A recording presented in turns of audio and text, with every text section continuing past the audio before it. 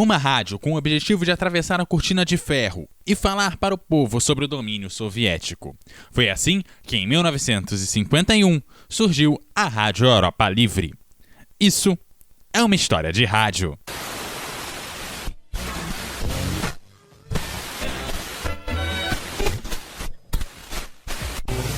História de rádio.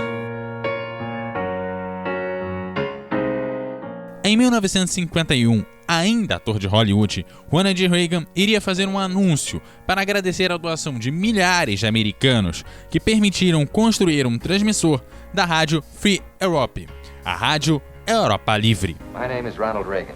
Last year, the contributions of 16 million Americans to the crusade for freedom made possible the World Freedom Bell, symbol of hope and freedom to the communist-dominated peoples of Eastern Europe, and built this powerful 135,000-watt Radio Free Europe transmitter in Western Germany. Uma emissora que, segundo o próprio Reagan, atravessava diariamente a cortina de ferro com a verdade, contestando as mentiras do Kremlin e levando uma mensagem de esperança a milhares de pessoas sobre o regime comunista. Em 1950, a Guerra Fria, recém-iniciada, vivia uma de suas fases mais quentes. Havia conflitos na Coreia e ainda era fresco o embargo que Stalin havia feito sobre Berlim em 1948, que os aliados conquistaram graças a uma das operações aéreas mais importantes da história. Enquanto no leste se consolidavam os regimes satélites da União Soviética, a caça aos comunistas nos Estados Unidos se iniciava. Foi neste contexto que nasceu a Rádio Europa Livre, dirigida à Europa do Leste, exceto a União Soviética. A Szabad Európa rádiója, a Szabad Magyarország hangja. Тук е радио Свободна Европа. Гласът на Свободна България. Aici Radio Europa Liberă, vocea României libere. Mówi Radio Wolna Europa, głos wolnej Polski. Hlási sa vám hlas Slobodného Československa, rozhlasová stanica Slobodná Európa.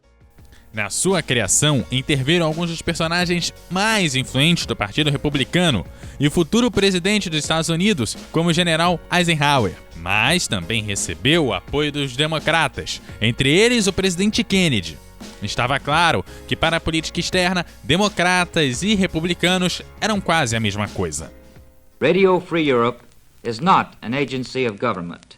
It is supported entirely by private citizens. A emissora se instalou na Alemanha e durante 20 anos, a versão oficial era que a emissora funcionava através de doações de pessoas e instituições norte-americanas, através do Comitê Americano para uma Europa Livre. Porém, a verdade é que por trás daquelas transmissões estava a CIA. Para as agências de inteligência americana, a Rádio Europa Livre foi a operação mais bem-sucedida, mais custosa e a mais extensa dirigidas ao leste europeu. Uwaga! Mówią Polacy do Polaków. O principal motivo do sucesso da emissora é que seus redatores não eram americanos, mas sim exilados do regime para o qual a emissora se dirigia. Quando, em 1952, as transmissões foram iniciadas para a Polônia, se informava que as transmissões ocorriam graças ao Comitê Americano para uma Europa Livre. Era fato que a rádio era um produto da Guerra Fria e, como tal, sofreu perseguição do regime soviético. Sofreu com espiões, atentados e até assassinato de alguns colaboradores. Para algumas pessoas, a emissora só serviu para manter acesa a chama da Guerra Fria, enquanto para outras a emissora era uma voz alternativa à propaganda comunista, apesar da proibição de escutá-la. Em 1988, um ano antes da queda dos regimes comunistas, terminaram as interferências contra a emissora como símbolo da abertura do regime. Atualmente, a Rádio Europa Livre segue transmitindo, mas ela se diversificou. Aquele produto da Guerra Fria, agora sob a supervisão do Departamento de Estado americano, conseguiu se transformar. Algumas das antigas transmissões permanecem para o leste europeu e foram adicionadas outras dirigidas à Ásia. Mas a sua fase mais importante foi a sua luta diária por quase 40 anos para conseguir atravessar a cortina de ferro. Você está ouvindo o CoutoCast.